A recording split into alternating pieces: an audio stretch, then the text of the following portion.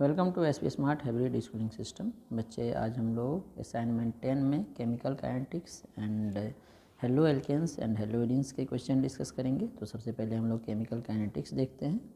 अगर इसके question pattern की बात करें लास्ट 6 ईयर्स की, तो लास्ट ईयर 24 में 3 क्वेश्चंस आए थे। Temperature dependence of rate of reaction, important topic है ये।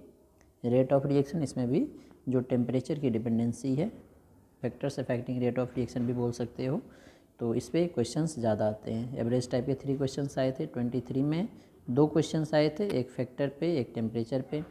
22 में 3 क्वेश्चंस आए थे, तीनों इंटीग्रेटेड रेट एक्सप्रेशन पे आए थे। 21 में भी टेम्परेचर के डिपेंडेंसी पे आया था।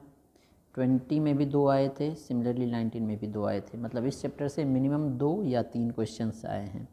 तो ये इंपॉर्टेंट चैप्टर है। तो सबसे पहले हम लोग इस पर कुछ क्वेश्चंस देख रहे हैं। तो पहला रेट ऑफ केमिकल इक्वेशंस पे मणिपुर नीट में 23 में क्वेश्चन आया हुआ है। ये क्वेश्चन डिस्कस करते हैं। फर्स्ट क्वेश्चन है, for a reaction 3A to 2B बन रहा है। The average rate of appearance of B is given by del B by del T. B का rate del B by D T. Similarly A का लिखोगे तो minus del A by del T हो गया। The correct relation between average rate of appearance of B with average rate of disappearance of A। तो rate of reaction लिखते हैं इसके लिए। तो रेट ऑफ रिएक्शन क्या होगा रिएक्टेंट को लिखते हैं माइनस, कॉफिशिएंट 3 है तो 3 से डिवाइड कर दो। Del A upon del T equals to plus 1/2 del B upon del T. ठीक है, हमें del B upon del T निकालना है, तो 2 को इधर कर लो। Del B upon del T क्या हो जाएगा, ये 2 इधर आएगा तो मल्टीप्लाई में -2/3 del A upon del T, जो कि फर्स्ट ऑप्शन है। तो फर्स्ट ऑप्शन इसका करेक्ट होगा। Next question 2 rate of reaction का ही है, न्यूमेरिकल बेस्ड क्वेश्चन है।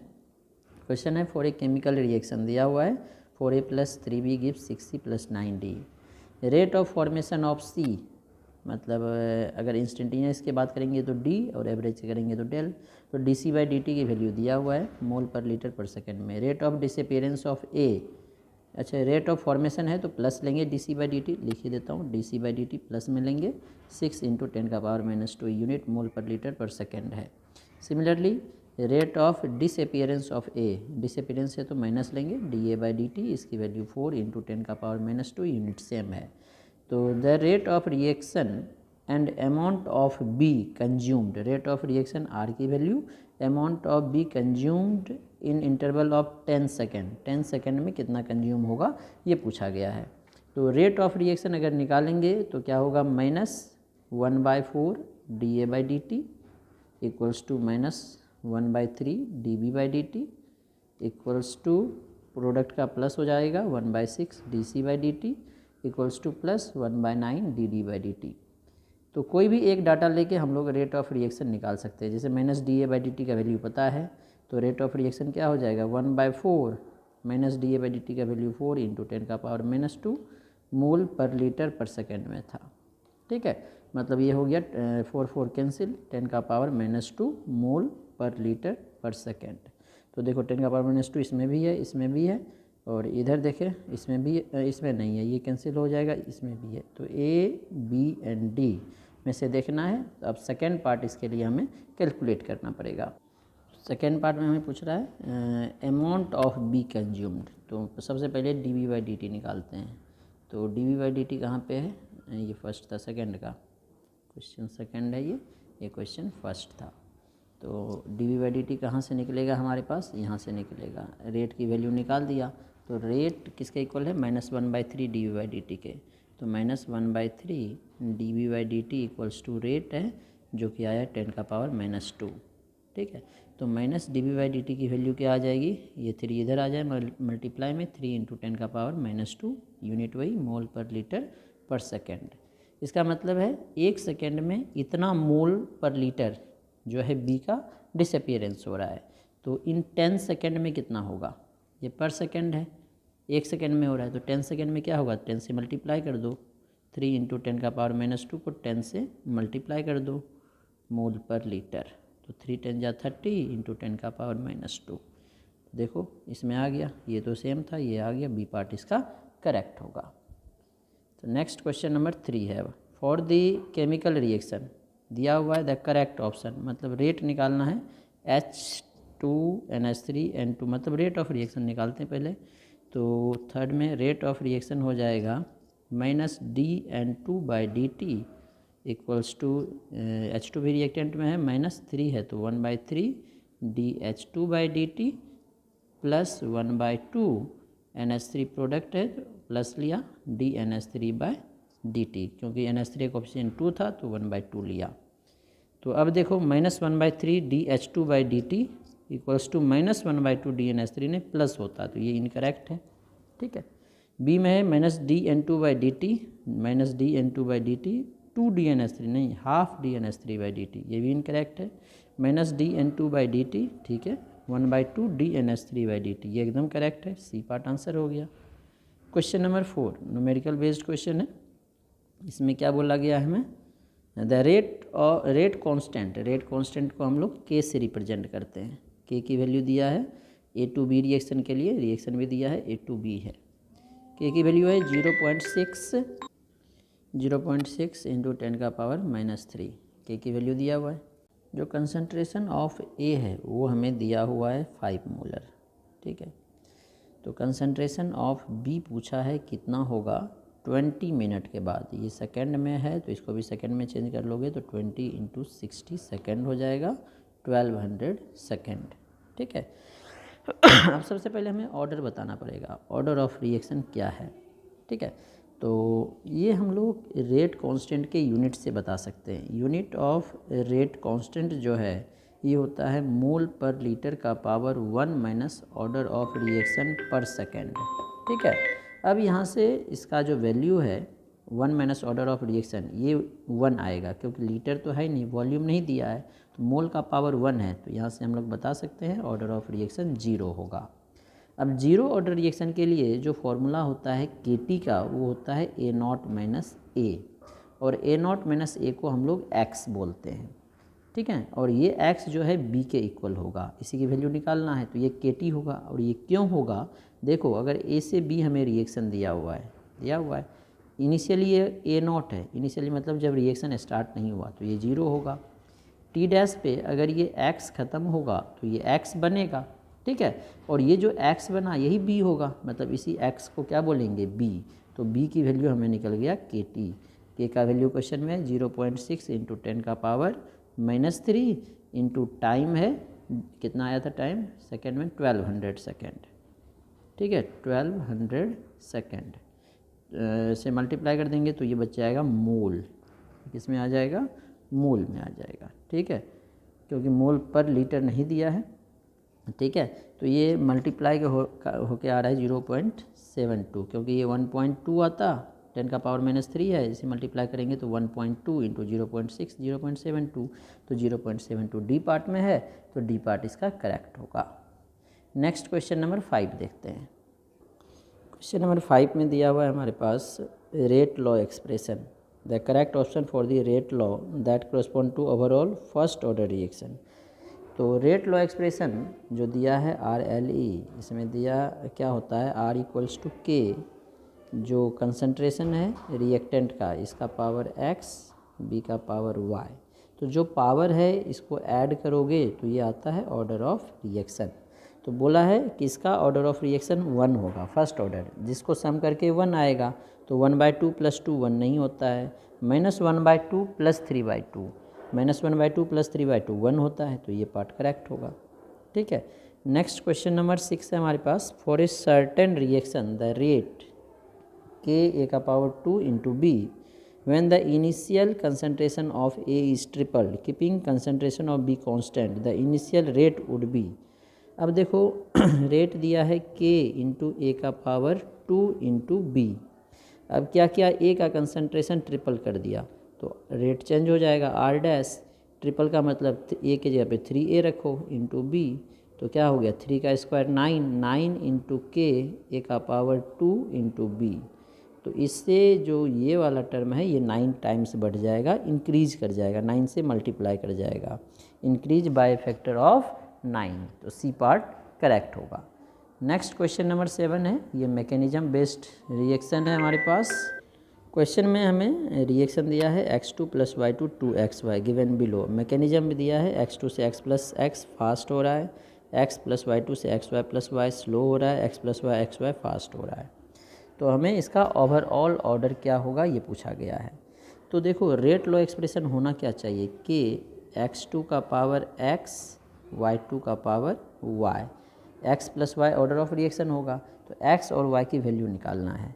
तो जो रेट लॉ एक्सप्रेशन हम लोग एक्चुअली में लिखते हैं, ये लिखते हैं फ्रॉम स्लोएस्ट स्टेप। तो स्लोएस्ट स्टेप में क्या है, r इक्वल्स टू के एक्स पावर 1, ये एलिमेंट्री है तो जो पावर है वही इसका ऑर्डर होगा। y2 का भी कोफिशिएंट 1 है तो पावर 1, तो y2 तो आ गया, x2 की जगह पे x आ गया। अब x2 को x में कन्वर्ट करना है तो फर्स्ट इक्वेशन को कंसीडर करो फ्रॉम इक्वेशन 1, ये जो है इक्वेशन 2 से लिखेंगे क्योंकि स्लोएस्ट स्टेप है।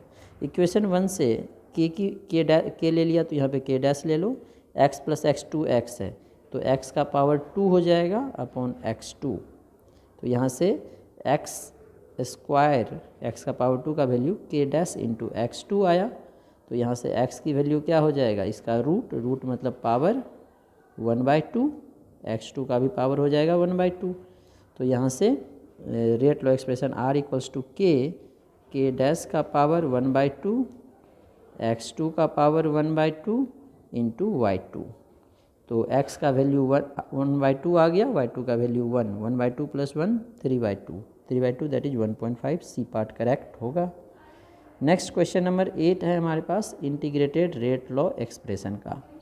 क्वेश्चन है हमारे पास, for a first order reaction A से प्रोडक्ट बन रहा है, initial concentration of A naught का वैल्यू दे दिया, initial concentration 0.1 molar which becomes इतना मोलर आफ्टर 5 मिनट्स, मतलब ए का वैल्यू दे दिया है 0.001 मोलर और टाइम दे दिया है 5 मिनट। ठीक है, तो क्वेश्चन में क्या पूछा है, rate constant for the reaction minute inverse में पूछा है, मतलब इसको सेकेंड में चेंज करने की ज़रूरत यहाँ पे नहीं है क्योंकि आंसर भी मिनट इन्वर्स में पूछा है। क्वेश्चन में दिया है फर्स्ट ऑर्डर रिएक्शन, तो फर्स्ट ऑर्डर रिएक्शन के लिए रेट कांस्टेंट का वैल्यू होता है, डायरेक्ट फार्मूला पे क्वेश्चन है 2.303 upon T log base 10 A naught by A. तो 2.303 अपॉन टी कितना है 5 लॉग बेस 10, ए नॉट है 0.1 अपॉन ए है 0.001। तो ये हो गया 2.303 बाय 5 लॉग बेस 10, इसको 10 का पावर -1, इसको 10 का पावर -3 लिखेंगे, ऊपर जाएगा तो 10 का पावर 2 हो जाएगा। तो 2.303 बाय 5 लॉग बेस 10, 10 का पावर 2, तो 2.303 अपॉन 5 लॉग m का पावर n होता है n लॉग m, तो 2 इंटू लॉग 10 की वैल्यू 1। तो अब इसे सॉल्व करो, वही आंसर आएगा मिनट इन्वर्स में। तो ये सॉल्व होके आ गया, 2 से मल्टीप्लाई किया, 2 3 जा 6 0, 2 3 जा 6, 2 2 जा 4 अपॉन 5। अब 5 से डिवाइड कर दो, 0.5 नंबर 5 नंबर 45, 1 10, 5 10, 5 5 5, 0.921 आ रहा है। तो 0.921 देखो किस में है, ए पार्ट में है, तो ए पार्ट करेक्ट होगा इसका। ठीक है, नेक्स्ट क्वेश्चन नंबर 9 है, the half life of A first order reaction, T half की वैल्यू दिया है, फर्स्ट ऑर्डर रिएक्शन है 2000 ईयर्स दिया है। ठीक है, if concentration after 8000 years age, मतलब ए की वैल्यू दिया है 0.02 मोलर, टाइम कितना है इसमें 8000 ईयर्स। ठीक है, then initial concentration A naught की वैल्यू क्या होगी ये पूछा गया है। देखो वैसे इस क्वेश्चन को हम लोग इस फॉर्मूला में भी पुट करके निकाल सकते हैं, के की वैल्यू दिया है क्वेश्चन में, के की वैल्यू नहीं दिया है, फिर तो प्रॉब्लम है, फिर तो नहीं निकाल सकते हैं। इसको फिर हम लोग सिंपल तरीके से निकाल सकते हैं। सिंपल तरीके से निकालने का क्या तरीका है, हाफ लाइफ टाइम में क्या होता है, रिएक्शन आधा हो जाता है। मान लो ए है तो हाफ लाइफ टाइम 2000 साल है, 2 के लिखता हूँ 2000 को, ये a/2 हो जाएगा। फिर अगले हाफ लाइफ टाइम में, तो अगले 2000 में ये कितना हो जाएगा, इसका आधा a/4 हो जाएगा, मतलब 4000 ईयर ख़त्म, 8000 है ना। फिर अगले 2000 में a/8 हो जाएगा, तो 6000 ईयर्स ख़त्म। फिर अगले 2000 बाद a/16 हो जाएगा, तो 2 4 6 8 8000 ईयर्स ख़त्म। तो a/16 हो जाएगा, ए नहीं इनिशियल ए नॉट माना है तो ए नॉट ले लो, a नॉट बाय 16 हो जाएगा। तो a नॉट बाय 16 की वैल्यू a 0.02 दिया हुआ है, तो ए नॉट की वैल्यू 16 इंटू 0.02 हो जाएगा। तो 16 को 0.02 से मल्टीप्लाई कर दो, 16 दूनी 32, 0.32। तो 0.32 ऑप्शन देखो कौन सा है, सी पार्ट है, तो सी पार्ट करेक्ट होगा। नेक्स्ट क्वेश्चन नंबर 10 देखते हैं अब हम लोग। क्वेश्चन जो है अर्हेनियस इक्वेशन का है। क्वेश्चन है the slope of Arrhenius plot LNK versus 1/t of first order reaction दिया हुआ है, स्लोप दिया है, वैल्यू ऑफ एक्टिवेशन एनर्जी क्या होगा, आर की वैल्यू गिवन है क्वेश्चन में। तो अर्हेनियस इक्वेशन से हम लोग निकालते हैं ln के टर्म में, LNK equals to LNA minus EA/RT। तो ग्राफ है LNK और 1/t, LNK y एक्सिस पे, 1/t x एक्सिस पे, ये LNA। तो y एक्सिस पे LNK है और इधर 1/t है। तो y इक्वल्स टू, ये हो गया स्लोप इसका m, ये हो गया माइनस mx, ये हो गया कांस्टेंट c। तो y equals to minus mx plus c का ग्राफ स्ट्रेट लाइन होता है। जहाँ से स्टार्ट हुआ वो LNA है और स्लोप है इसका माइनस m माइनस EA/R, जिसकी वैल्यू इस क्वेश्चन में दिया है माइनस EA/R माइनस 5 इंटू 10⁻3। तो minus minus cancel, EA equals to क्या हो जाएगा, R इंटू 5 इंटू 10⁻3। R की वैल्यू क्वेश्चन में 8.314 दिया है इंटू 10⁻3। यूनिट देखो ये केल्विन में दिया हुआ है, ये जूल पर मोल में दिया है, तो ये जूल में आएगा। अगर 10⁻3 हटाएंगे तो किलो जूल आएगा, सारे किलो जूल में है। 8.35 छूट गया, सॉरी 5 भी है, तो किलो जूल में है तो 10⁻3 हटा दो, ये जूल में आएगा। तो 8.3 जूल पर मोल, ठीक है, ये भी जूल पर मोल में आएगा।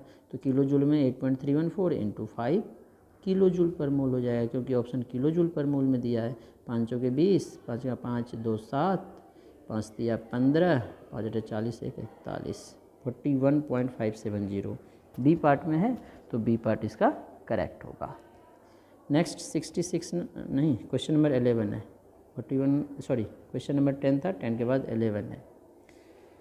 For the reaction activation energy EA equals to 0, activation energy 0 है and the rate constant K की वैल्यू दिया है 1.6 इंटू 10⁻6 और इसके लिए टेम्परेचर दिया हुआ है 200 केल्विन, ठीक है, मतलब ये K1 मान लो, ये T1 मान लो। तो पूछा क्या गया है, द रेट कांस्टेंट K2 की वैल्यू एट 400 केल्विन, T2 की वैल्यू 400 केल्विन।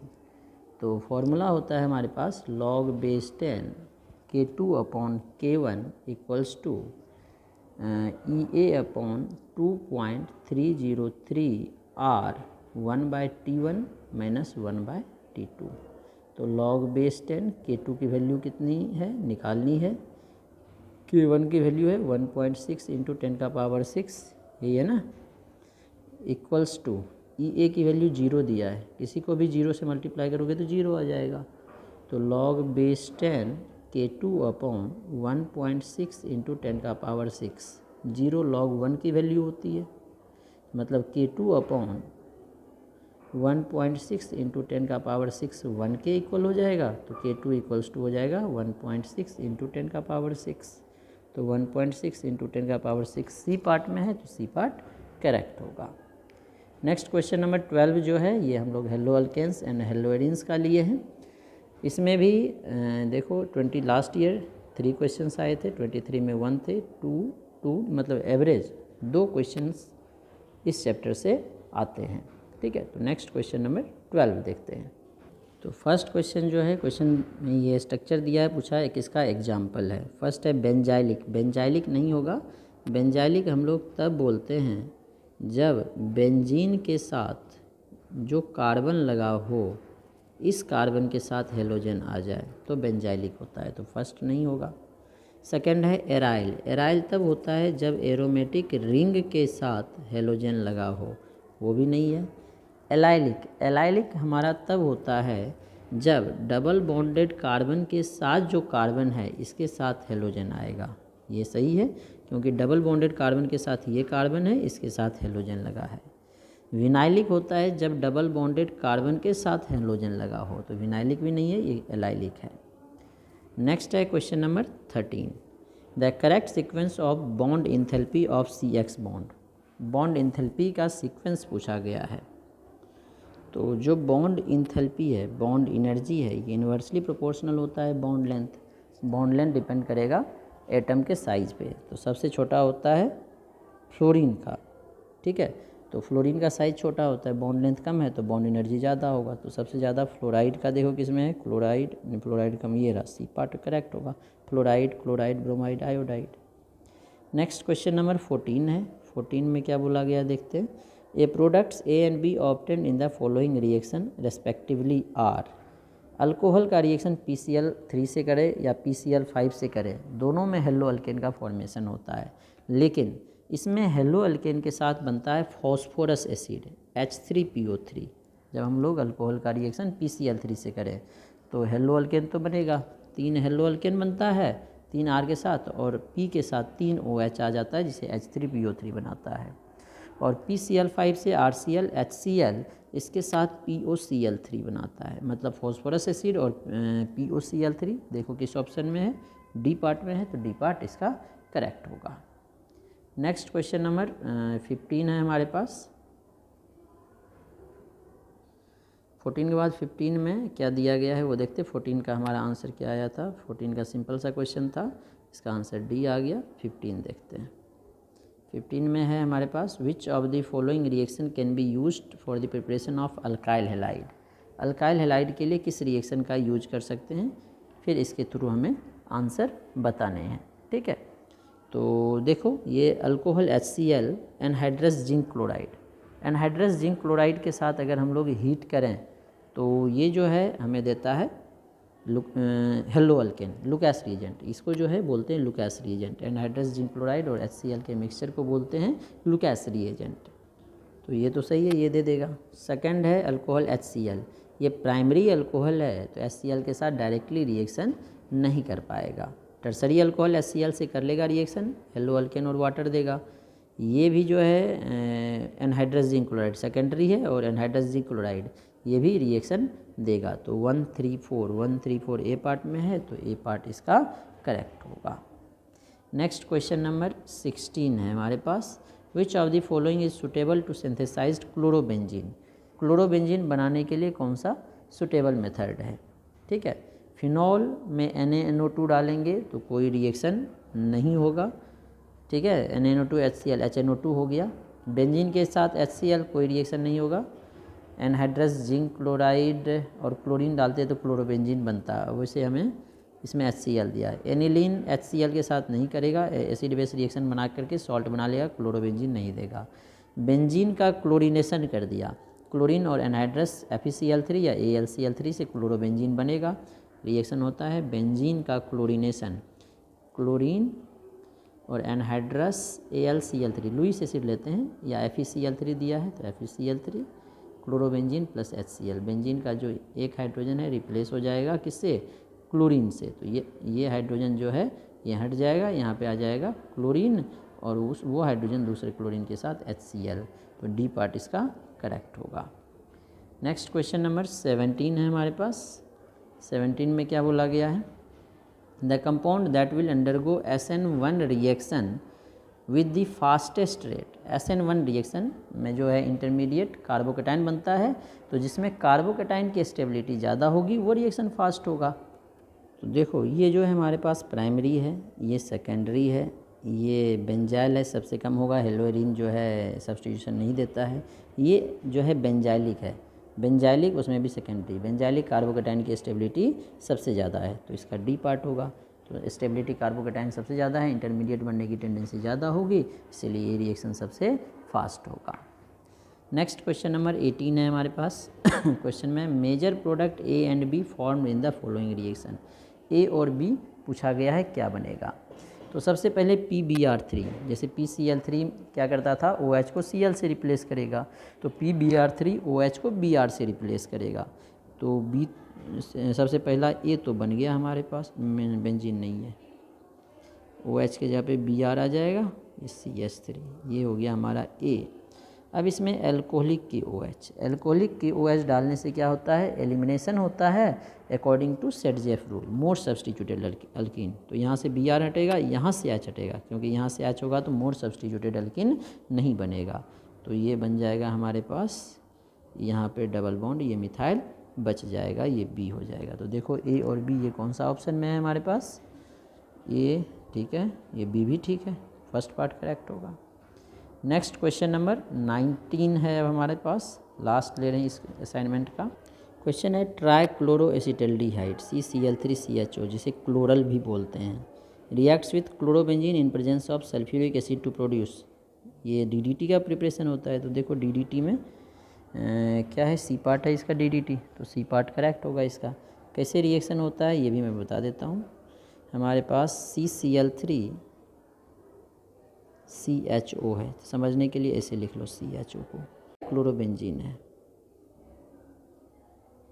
ये डाइक्लोरोबेंजीन, सॉरी 2 क्लोरोबेंजीन, डाई नहीं 2 क्लोरोबेंजीन से रिएक्शन करता है, एक H यहाँ एक H यहाँ, ये दोनों हाइड्रोजन इसके साथ वाटर बनाता है सल्फ्यूरिक एसिड के प्रेजेंस में, डिहाइड्रेटिंग एजेंट है, तो ये वाटर निकल जाएगा। तो क्या बन जाएगा, CCl3CH के साथ यहाँ पे 1 क्लोरोबेंजीन और यहाँ पे 2 क्लोरोबेंजीन लग जाएगा, इसीलिए इसे DDT बोलते हैं, डाइक्लोरो डाइफिनाइल ट्राइक्लोरो इथिल। ठीक है, ये हो गया डाइक्लोरो डाइफिनाइल, 2 क्लोरोफिनाइल है, dichloro diphenyl trichloro ethane, 2 carbon है इसीलिए इथेन बोलते हैं इसे। ठीक है, तो ये वाला ऑप्शन देखो यही है, 2 क्लोरोबेंजीन है, CH के साथ एक CCl3 है, तो C पार्ट इसका करेक्ट होगा।